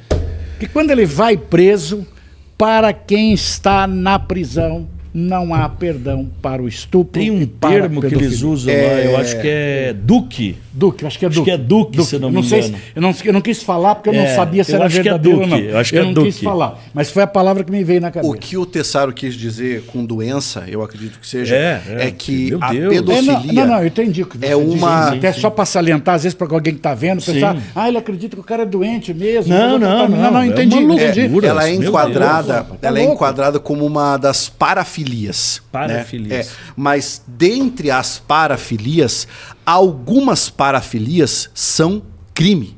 É crime, cara. Sim. É Crime, não tem o que discutir. entendeu? É Então, por crime. exemplo, parafilia que é crime, pedofilia, zoofilia, necrofilia, todas essas são crimes, mas elas são elencadas dentro de um rol de estudos da psicologia. E é por isso que algumas pessoas falam, isso é uma doença, né? Porque é uma parafilia. Então seria uma espécie de distúrbio, né? Expliquei aqui com uma linguagem bem Cara, mas vejo cachorro, assim, a né? pena Mas é de muito morte que ele ruim. colocou ali, eu digo o seguinte, os crimes hediondos, eles têm que ter punição mais severa. E você, que Essa é era a advogado, regra. sabe. Essa era a O regra Brasil que não foi se pune. criada. O Brasil não se pune. Eu não sei o número exato agora, se são 7 ou 10 brasileiros que até hoje, de 88 para cá, que estabeleceu 30 anos, que cumpriram 30 anos de cadeia. Sim, sim. Não cumpre 30 anos de cadeia. Não, Ninguém cumpre 30 anos de cadeia. de cadeia realmente não Ninguém vão cumpre. cumprir. O crime Porque a gente só hediondo- pode ficar até 25. Não, até 30. Até 30. Até 30. Até 30. Mas não se cumpre. Não, mas o grande problema é o seguinte, e não estou dizendo que o Supremo está errado, até porque não quero ser preso. Não pode falar. Não pode falar. Não pode falar. Mas Censura. o Supremo decidiu em algum momento, e eu não sei, juro que eu tenho sérias dúvidas sobre isso. Se estava certo ou estava errado. Tenho dúvidas mesmo, jurídicas, teóricas. Aham. Saiu a lei no Brasil, a lei dos crimes hediondos, na década de 90. Muito motivado por aquele crime bárbaro de uma atriz da Daniela Rede Pérez. Globo, Daniela Aham. Pérez. Isso. Saiu essa lei. E um dos artigos, se não me engano, logo no começo, artigo 5º, artigo 2º, dizia assim, que o cara que fosse, a pessoa que cometesse crime classificado como hediondo, ele não teria progressão de regime. Perfeito? Não teria progressão de regime. O Supremo veio e disse que isso é inconstitucional. Que a progressão de regime, a necessidade de ressocialização é um direito fundamental. Então a lei extrapolou o que a Constituição veio e disse. Ou seja, praticamente acabaram com a lei de crimes hediondos. Mas o Brasil só faz lei motivado por questões emocionais. 2013, quando um grupo de jovens matou uma moça na rua no Rio de Janeiro, surraram a moça e a defesa alegou que eles pensaram que era uma prostituta. Aí, quando simplesmente descobriram que era uma empregada doméstica, fizeram a legislação em 2013 defendendo o trabalho doméstico como sendo um trabalho regulamentado. Quer dizer, alguém tem que morrer para fazer isso. São poucos os crimes que se julga, sabe melhor do que eu, com menos de 2 anos. É só quando mexe com a opinião pública. Ah, sim. Se não mexer com a opinião pública, não dá em nada. Não Crimes dá em de apelo absolutamente público, nada. né? Então, quando mexe com a opinião pública, aí sim. Aí, que coisa maravilhosa. E a nossa mídia, que é uma mídia seletiva, em algum momento, a gente também não pode falar, talvez essa mídia, num determinado momento, algumas delas, né? Mas aí o que acontece? Ela seleciona. Exemplo bem besta que eu vou dar para você, fizeram um escândalo, estão querendo fazer até série com aqueles 5 bestas que foram de andar de submarino lá. Ah, dos 5 milionários lá. 5 tatu. Vão fazer uma série, uma para cada retardado que foi junto ali. Agora, os 120 que morreram na travessia do Mediterrâneo não dá notícia. Pois é. Não Cadê vê. notícia? Porque é pobre, tem Como muita é o nome? criança. É porque é Como eu disse, pobre. Você falou um dia no grupo. Seletivo. Compaixão seletiva. Compaixão seletiva. Compaixão Compaixão seletiva. seletiva. Você seleciona de quem você vai ter compaixão ou não. Exato. É isso aí que nós vivemos. Então a nossa legislação que está aqui, ela acaba virando em nada. Sim. Ela acaba virando em nada. Nós tivemos um traficante que fez questão de ser preso no Brasil, porque no Brasil a pena máxima é 30 anos, e quando ele fosse para os Estados Unidos ele pegaria perpétua. Então ele fez o quê? Ele, quando percebeu que seria preso, ele se entregou aqui. E aí virou um imbróglio do Itamaraty, ou seja, a questão das nossas relações internacionais, discutindo a deportação dele. E quando é que ele foi deportado? Quando chegaram num acordo que ele teria, no máximo, 30 anos. É. E ele está cumprindo 30 anos. Ó, o Fábio Anderson mandou hoje, aqui, ó. Só para ter uma. Só para contextualizar juridicamente, e nisso eu acho que o Supremo está correto. Há algum tempo já o Supremo tem essa interpretação dizendo assim: como nós no Brasil não temos pena capital e nem pena perpétua, tá lá, né? Como direitos fundamentais, as pessoas não serão condenadas por esses tipos de por essas penas. Então eu não extradito, porque senão eu estaria sendo contra os meus ideais. E não, né, nesse sentido me parece que há uma coerência. Então com o texto legal. Ele só fala assim: ó, você, Estado de lá, se compromete que você vai transformar a pena dele no máximo da pena a pena mais grave no Brasil, que é a restrição. Mas o cara não foi esperto? Não. Mas aí são os jogos. Mas o cara foi esperto. Sim, esperto. Lá seria perpétua. 30 anos ele sai. Mas vamos falar a verdade, 30 anos. Mas é melhor que perpétua, né? Mas é melhor que perpétua. Estamos com um monte de mensagem aqui, ó. Vai, manda lá. O Fábio Anderson disse: as pessoas deveriam ler pelo menos uma vez aquele texto de Kant, o esclarecimento, para pensar um pouco sobre os que os líderes dizem. O nome desse texto é O que é Esclarecimento. Se não me engano, faz parte da fundamentação da metodologia da metafísica dos costumes. Fundamentação da metafísica dos costumes. O termo que eles usavam era Aufklärung, que é o esclarecimento, né? Que mais? O CWB mandou: existem discursos que me revoltam, por exemplo, que todos os policiais são corruptos ou vagabundos. Também. Eu também, é o que eu falei. Nós entramos com 22 ações, né? E o professor lá andou bastante aí pelo Paraná respondendo as ações. Bernardo Leal disse: Pablo, qual o nome da música do Ronnie James Dio que você citou? We Rock. Tá nessa letra aí. Uma música que tem uma mensagem muito positiva mesmo. Pablo, Dio Ozzy, difícil, né? Não é difícil, não. O Dio cantaria todas as músicas do Ozzy. O Ozzy não cantaria metade de uma música do Dio. Simples assim. Extensão vocal, potência vocal, não tem a menor condição de comparar. O Éder Vinícius mandou: qual a diferença entre... É que você não viu o Oli cantando galopeira, que é extensão vocal. Pra quem curte a Anitta... E você que curte a Anitta, cara. Eu curto tudo, cara. Curto tudo. Mano, a Anitta é boa mesmo. A Anitta, pelo amor de Deus. Não. Você não sabe aproveitar o que a Anitta tem. Olha lá. O Éder falou: qual a diferença entre o sectarismo e os teóricos radicais como Gramsci? Vamos lá, queridão. Eu posso chamar o Gramsci de um teórico radical, porque ele é um teórico que busca a raiz da questão. Agora vamos lá. Você está falando sobre quais aspectos do Gramsci? Porque é o seguinte: se você estiver falando do Gramsci no aspecto da educação, é uma coisa. Se você estiver falando do Gramsci no aspecto do Eros e a sociedade, aí é outra coisa. Tá?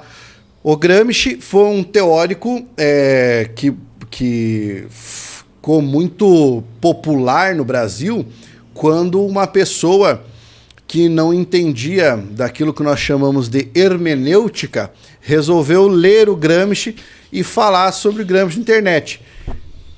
Devo dizer quem é essa pessoa? Eu acho que deve. Eu acho que deve. Vou esperar a manifestação dessa pessoa para falar o contrário. O Olavo de Carvalho resolveu uma vez falar sobre o Gramsci. Mas você não gosta do professor Olavo de Carvalho? É que o epíteto professor já não se aplica a ele. Tá, mas é professor. É? Porra! De quem? Não sei, acho que ele teve uns 5 assim, milhões de... No Brasil, qualquer um pode ser professor. Isso é verdade. Oli, ainda bem que você me corrigiu. Lembra aquela mudança da lei que qualquer pessoa lá... Notório conhecimento. Exatamente. É a única profissão que não tem exercício legal da profissão é professor. Sabia? Não sabia. Não existe exercício legal da profissão para o professor. Mas para, o cara morreu, para. Vamos bater nos mortos. Professor Olavo... Falar, eu fiz o curso do professor Olavo. Eu sei. Não, mas eu fiz. Eu sei. Quando eu conheci o Tessaro, ele foi meu professor, tá? A gente começou a conversar, ficamos amigos, tal. O maior medo que eu tinha na minha vida era de chegar pra ele, descendo a lenha no Olavo de Carvalho, e ele me falar: puta, mas eu gosto pra caralho dele, porque eu tenho um amigo que é meu amigo de infância. E uma vez a gente foi conversar. Eu tava lá, não sei o quê, e eu não fazia a menor ideia. E eu, dei uma voadora no Olavo de Carvalho, e aí um cara que tava do lado falou assim: puta, mas o Rafael aqui é olavista. É. E eu, caralho, bicho. Não, eu conto isso porque eu já fiz de tudo. Eu, na faculdade, fazia direito de manhã e administração à noite. Então, eu tinha muito tempo livre, né? Muito tempo livre. À toa. À tarde eu trabalhava no fórum. Então, quando dava uma folguinha, cara, tava passando na frente do auditório da Unioeste, tava passando lá, eu lembro até hoje, tinha um negócio de zootecnia. Não tinha tempo livre, eu entro, vou assistir.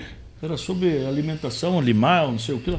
Cara, eu era assim, então eu entro em todo. Então, um dia, um professor meu, um professor da administração, falou assim, tem um cara aí que fala por rádio na época. Rádio, lá dos Estados Unidos e tal, ele tem uns cursinhos que ele vende, cara. Mas tem umas 3 aulas grátis. Eu assisti. E eu adorei o cara, sabe por quê? A primeira aula que ele me falou, vocês querem aprender filosofia, que era o negócio, né? Vocês, primeira coisa, então, vou passar um monte de livro aqui que vocês precisam ler. Cara, ele passou Machado de Assis, José de Alencar, todos esses caras falaram, se alguém quiser estudar filosofia, primeiro tem que saber literatura. Porque esse cara vai te dar essa possibilidade de você pensar, que é o que a filosofia. Cara, aquele cara me ganhou, porque foi sensacional. É claro que eu estou falando aqui de apenas 3 aulas que fiz em 2003, 2004, por aí. Então, só por isso. Então, não sou olavista, não tenho nenhum livro dele. Mas li nesse tempo e brinquei, fiz uma brincadeira contigo de professor, porque eu sei que você ficaria um pouco nervoso, agitado. Mas qualquer um pode ser professor. Eles falam que os advogados são... Mas vocês têm uma categoria que defende vocês. Vocês têm uma OAB. Vocês têm carteirinha de profissional. Carteirinha de profissional para a OAB tem. Aliás, a OAB vale como identidade, vale? Identidade civil.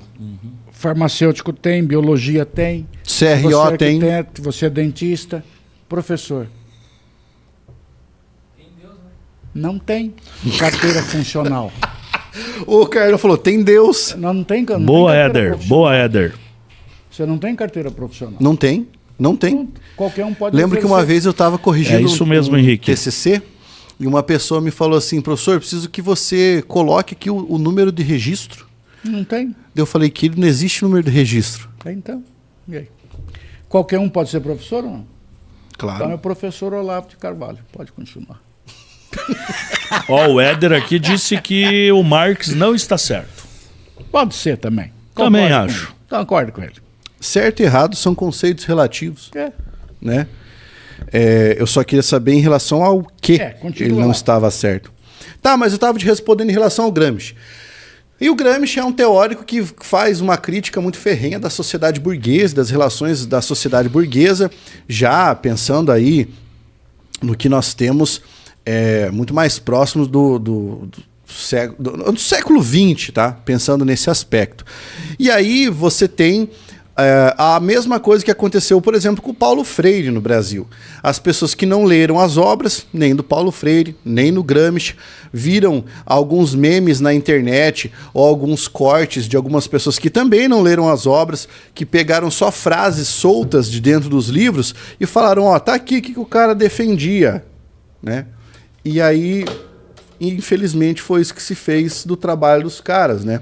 Agora, veja se algum desses aí pegou, por exemplo, a obra toda, foi estudar, ou pelo menos uma obra inteira, e foi ler, a não ser por excertos, né?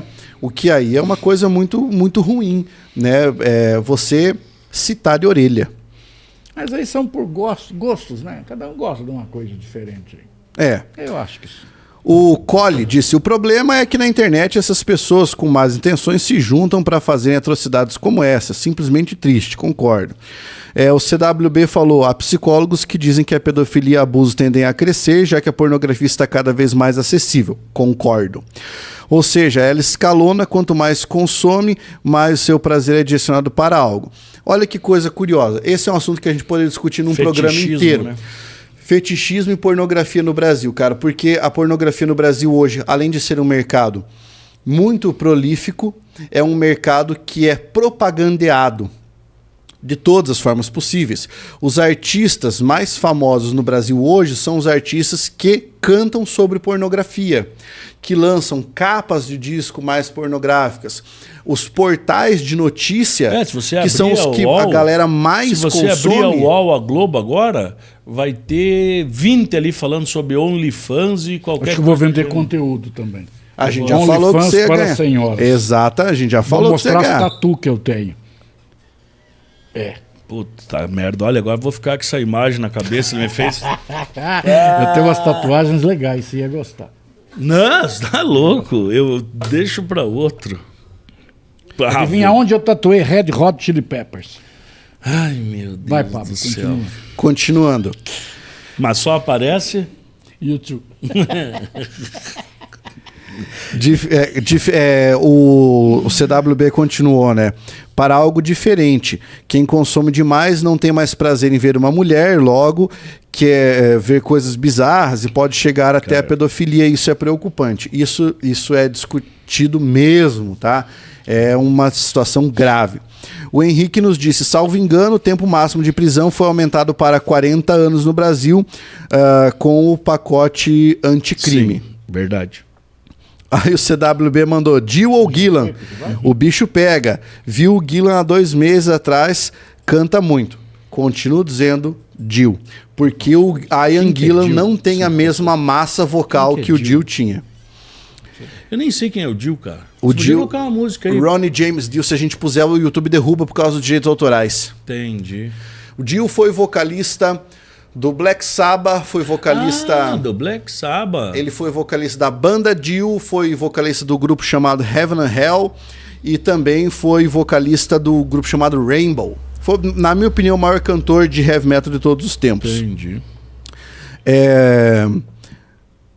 Continuando, a maior frase do Olavão: risinho de deboche é argumento de meretriz. Veja, por exemplo, né, o Olavo de Carvalho era uma pessoa que tinha muita dificuldade de argumentar, porque ele não conseguia argumentar sem utilizar uma estratégia chamada ridendo castigat mores, que era o seguinte: se uma pessoa utilizasse uma frase argumentativa plenamente constituída, ele utilizaria no meio da elocução ou uma piada ou um palavrão para desvirtuar o foco do argumento e focalizar a troça. O que é extremamente simples de se fazer, extremamente comum. Se nós estivermos discutindo alguma coisa aqui, o Oli dá um argumento muito bom e que desmonta a ideia que eu trouxe, eu falo ali, Oli, aí vamos pegar um assunto qualquer. Você estava falando de diamante de sangue, por exemplo. Eu falo, diamante de cu é rola, entendeu? Eu faço isso. Mudou o foco. E acabou o argumento, acabou a discussão, né? Acho que é o princípio Dixon, chamar outro fascista, a mesma coisa. Exatamente. Aí, por exemplo, aqui ele mencionou... Não, os esquerdas fazem isso, né? Eles já começam a gritar, né? Fascista, neoliberal, não sei o quê. Sim, assim como o pessoal da esquerda sectária, quando você fala uma coisa que eu falo, você é um lulista, você é um fascista, não sei o que lá, entendeu? Ou você é um esquerdista. Você gordofóbico sendo gordo, isso eu não consigo entender. Será que eu tenho o direito de chamar os outros de gordo, sendo gordo? Como que é essa questão? Não? Você não é gordo. Eu só estou um pouquinho fora do peso. O Éder Vinícius aqui escreveu: mas falar da pessoa é diferente das obras, por isso acho o Olavo um baita professor. Eu já li e eu estou falando do que eu li, não dele. Pessoa dele, sei lá, talvez fosse uma ótima pessoa para tomar uma cerveja, fumar um charuto com ele, mas eu estou falando do que ele produziu. Paulo Góes disse: boa tarde, professores. O direito de ressocialização é um princípio fundamental, mas eu não consigo imaginar a ressocialização de um pedófilo, um estuprador, assassino. Creio que não há reparação para esses crimes. Existem vários, Paulo, vários estudos que demonstram, né, o problema, o grande problema desses crimes que você falou, pedofilia, estuprador, que saem da cadeia e logo voltam a fazer novamente. Cometer o crime de novo. Cometer o crime de novo. É uma grande preocupação. Por isso que em alguns momentos já se falou em castração química, né? Trinidad e Tobago. Trinidad e Tobago tem castração química. Para você tentar alterar esse, aspas, instinto, que é um instinto químico, né? O Kelvin McNay disse: Boa tarde. O problema é que muitos generalizam. É importante filtrar o que há de bom em cada linha de pensamento. Correto, isso se chama bom senso. Por exemplo, muitos dizem que o fracasso da educação atual é culpa do Paulo Freire. Coitado. Muitos dizem. Nem teve sua filosofia pedagógica implantada no Brasil. O Paulo Eu gosto Góes... muito do Vará. Em contrapartida ao Paulo Freire. Lembra do Vará? Como que era o primeiro nome dele? Que também era um estudioso muito bom. Eu ia fazer uma piada aqui. Também pensei. Cara, a quinta série passou por mim Passou agora. aqui, ó. Você gosta de quem mesmo? Não, e o Edson? Você não, volte no Vará. Volte no Vará. Eu já ia emendar Vará ao teu cu. E o Edson? Não, mas verdade, nesse contexto tem que não podemos esquecer do Edson. Eu não vou cair nessa. Nem do Edson, nem da Dani. É o parente do Dani? Lifo? É parente do Lifo? Dani? Primo do Beirinha? Pensou que a gente ia Puta cair merda, nessa, mas rapaz. vocês Mas são você é foda. quinta série, eu fiz quinta série 3 vezes, rapaz. Pare com isso. O cara me fala do Vará. Ah, mas passou perto. Aqui, Quase ó, peguei. foi ali, hein? Ele tentou. Foi ali. Gente, ele tentou, mas ele esquece que a quinta série às vezes fala mais alto. Meu, você tá sendo inocente, rapaz. Tá sendo Mas eu inocente. Tentou, tentei. mas não deu certo. Não dá, bicho. Aqui eu assisto vídeo disso, cara. Eu fico vendo os vídeos da galera mandando esses nomes aí, ó. O quê? Das tintas? Exato. Exato. Daquelas duas marcas de tinta? Exatamente. O cara que mexe com turbo de carro, o Simas. Ai, meu Deus do céu. Vai, Paulo, continua. Hã? A Isabel foi presa. Ai.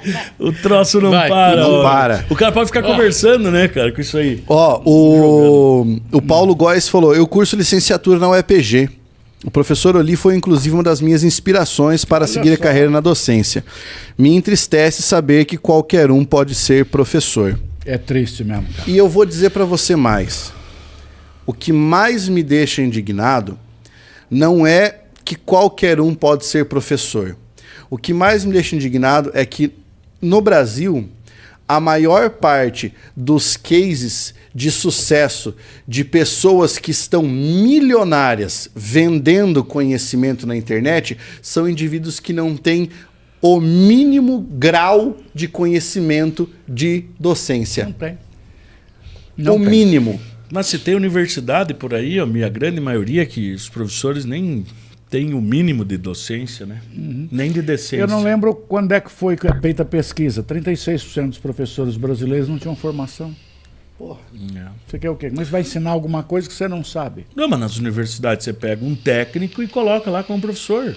Tem Mas base isso- nenhuma. Mas isso, com essa mudança do novo ensino médio, criaram-se algumas disciplinas que não tem professores para dar aula. Mas Estão quem está pegando por qualquer trás um. disso aí é o Gepeto. É o Gepeto. Hoje vai ser foda. Pronto. Hoje vai ser difícil. Pronto. Uma hora alguém vai cair. Tô esperando alguém no chat levantar a bola aqui. Os caras tão espertos no SAT, rapaz. Que é isso? Pedro, nós vamos cair. O Vará. Essa é do Frank também. Não, vocês não conheceram o Frank. Foi cara. horrível, cara. Você foi horrível. É que eu dei muita ênfase, eu acho, né? Eu não consigo. Largado e deixado quieto, que daí vocês iam ouvir. Vocês Mas não o detalhe é o seguinte: você fala o nome de um pensador, aí passa na cabeça assim, mas aonde esse cara viu esse nome? Pô, que tem que ter um certo fundamento. Não, você fala um nome aí, você mais ou menos alguma vez, você pode não ter lido. Claro. Mas você ouviu pra alguém falar, né? Varai, eu pensei mais essa pecão, menino. Menininho Peral. Não, aí você vai ver. A live dos caras tem 1h30 minutos. Qual é a parte que vai estar lá com maior audiência, a galera rindo do Vará? Continua, pá. Pablo, os caras estão te decepando aqui. Para de falar mal do Olavo. É o mesmo, é o Éder. O Stargazer é um hino. Inclusive, pra você que não sabe, eu tô escrevendo um livro sobre Stargazer. Vai sair, espero que até ano que vem. Stargazer é uma música. Ah, é uma tá. música. Tem uma história muito interessante. E eu tô transformando a história da música, que não era proveniente de um livro, ela foi escrita só pra música. Eu tô transformando a história da música em livro. Ei, mas o nosso amigo CWB92, antigo, Dominique Torresmo? eu acho que ele tá falando que é um hino, mas deu risada, eu acho que ele não tá concordando muito, hein? Concorda. Qualquer ser humano que ouvir a música Stargazer e ler a letra, não tem como você ir por outro lado. Não tem. Já começou aqui, eu não sei. O Dominique começou aí. Olha, ele perguntou ali, Oli, o senhor já deu aula para o Joseph Camomile? Camole? Sacou, né? E eu li Joseph. Cara, não vai pegar a gente, velho. Não vai. Meu Não tem. Deus do Cara, céu. você está falando com a pessoa que criou o meme do Benjamin Arrola, que foi compartilhado pelo Vitor Belfort. Fui eu que fiz aquela parada. Não vão conseguir pegar a gente, cara. Benjamin foi foda. Olha lá, o Gustavo tá tentando ler. Ô Henrique, conta aí qual que é aquela outra. O Henrique esses dias tentou me pegar numa, me pegou de verdade. Puta merda, foi foda. Aí, eu tenho que ler uma pergunta aqui que tem que ser a última pergunta, mas que o pessoal me mandou Tá. pelo Instagram, que eu faço questão de ler, Ah, eu também tinha mais aqui. porque essa aqui o cara veio na minha veia, porque eu tava lá, né? Ó. Tá aqui. Essa aqui quem mandou foi o Vinícius Duarte. Ele falou assim, ó: como conhecer a realidade da Argentina e continuar sendo de esquerda? Essa foi a pergunta dele. Então, vamos lá. Que essa é uma resposta que exige um pouquinho de tato. Por que exige um pouquinho de tato? Pra eu não te xingar, né? Exige um pouquinho de tato para isso. A Argentina está da forma como está, não porque o governo atual seja de esquerda, não porque o governo anterior, que foi o do Macri, que foi de direita e que prometeu pagar a dívida externa, aumentou a dívida externa. Não porque o governo anterior ao do Macri tenha sido um governo com orientação de esquerda. Não é por Corrupta. causa disso, queridão. Tá condenada. A Argentina está na situação em que está por uma situação que se estende ao longo da história. Vamos começar Peronismo. com um fato bem antigo. A Argentina é um país cuja principal atividade econômica é a exportação de commodities. Qual era a commodity exportada pela Argentina que capitaneava a sua economia? Qual era? O trigo. O trigo era a principal commodity que a Argentina exportava. Quem era o principal comprador dessa commodity da Argentina? Quem aqui já foi para Buenos Aires? Já foi para Buenos Aires? Já foi? Já. Se vocês olharem a arquitetura de Buenos Aires, o padrão do cidadão portenho, França. né? O que lembra muito quando você está em Buenos Aires? Inclusive a tradição de ter um cafezinho aqui, um café ali, um chá ali, um França. chá lá, quase. Inglaterra. A Inglaterra comprava da Argentina trigo. Era o principal país que importava o trigo da Argentina. E foi assim durante muito tempo. Até um episódio que fez com que eles rompessem relações comerciais com a Argentina. As pessoas podem imaginar que foi a Guerra das Malvinas. Mas não. Eles romperam Das Ilhas Falkland. Eles romperam essas relações comerciais porque quem passou a ser o principal exportador de trigo para a Inglaterra foram os Estados Unidos. Porra, mas você sempre querendo... Não. descer Não o é pau culpa. dos Não, Estados eu não Unidos. estou dizendo que seja culpa Coitado que os dos Estados Unidos tenham mano. feito uma política imperialista. Não foi nada disso. Foi simplesmente porque isso aconteceu e eles estreitaram laços comerciais na Segunda Guerra Mundial. Logisticamente, era mais fácil você levar dos Estados Unidos. Os Estados Unidos teve preço melhor. Esse foi o início da derrocada da economia argentina.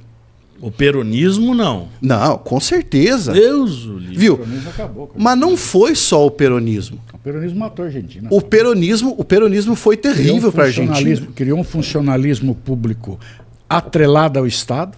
Depois você criou que esse funcionalismo público passou a receber em dólar na época do Plano Cavalo. Que foi a estratégia de dolarização Isso, da economia argentina, que foi uma baita de uma cagada. E essa dolarização fez com que o funcionalismo público, que é mais da metade dos funcionários em atividade na Argentina, funcionário público, recebendo em dólar, matou o país. O país está morto. O país está morto. Enquanto ele estiver atrelado nesse sistema de clientelismo que ele criou, não tem o que fazer. Não tem o que fazer.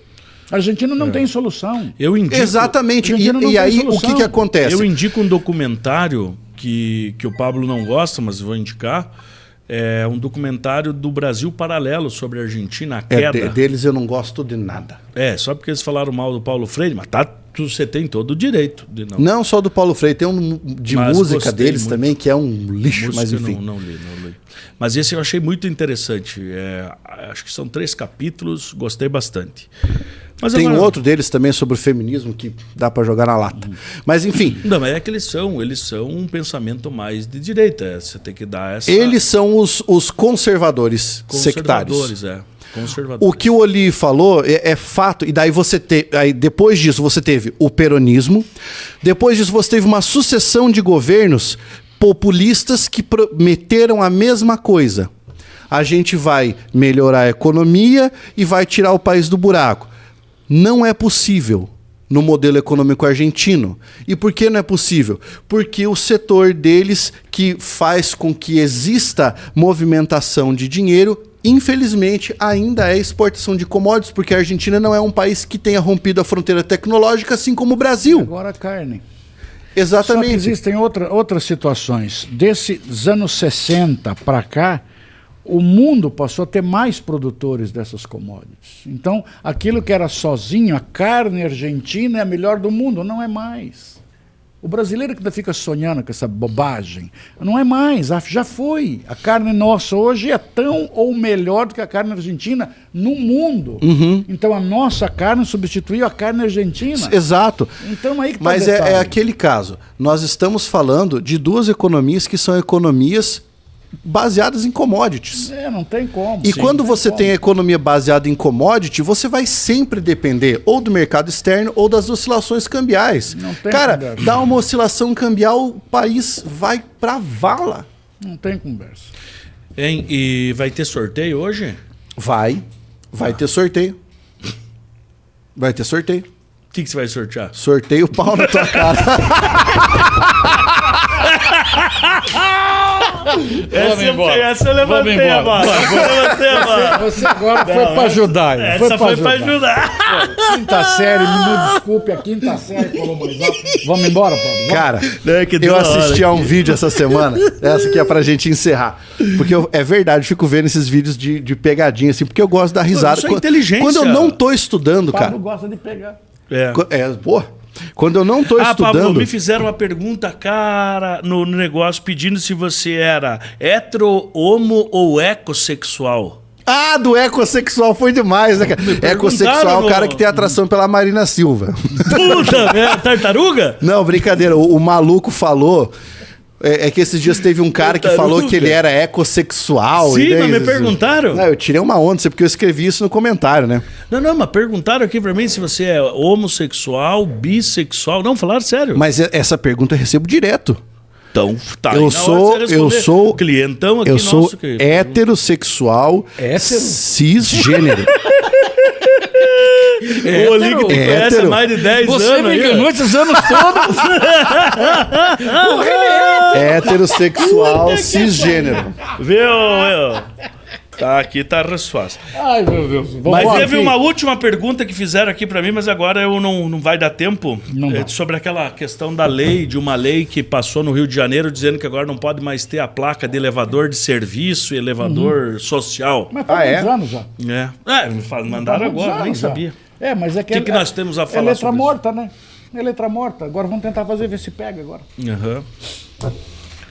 Vamos? Só então para finalizar, muito obrigado pela a audiência de vocês. O Éder Vinícius disse que chegaram até a isto e a esquerda culpada continua a navegar o barco. Cara, você tem que parar com essa porra de achar que tudo é a esquerda. É Porque tudo a se vo- esquerda sim, porque Éder. se Mete você- ficha aí. Se você for seguir Pau. esse raciocínio, eu vou citar para você aqui 11 países que têm as economias mais potentes do mundo, cujos presidentes são de esquerda. E cuja história do país é uma história de esquerda. Aí vai ficar feio pra cara de todo mundo. Desses 8, 7 tem estrutura capitalista. Toda mas a o- estrutura, só o viu? discurso, o nome que é da Eu vou esquerda. dizer novamente. Éder, Eu vou fica dizer- firme, fica eu vou- firme. Eu vou dizer novamente. mantenha. Mantenha. Dizer Não novamente. arregue, não arregue, não arregue.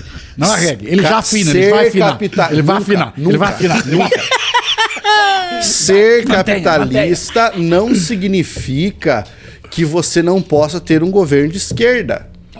Opa, já mudou Porra. o discurso, Éder. Parabéns. Pelo amor de Deus, Muito boa. rapaziada. Foi boa. Pelo amor de A Deus. Tan, você antes falou que você é zootecnista.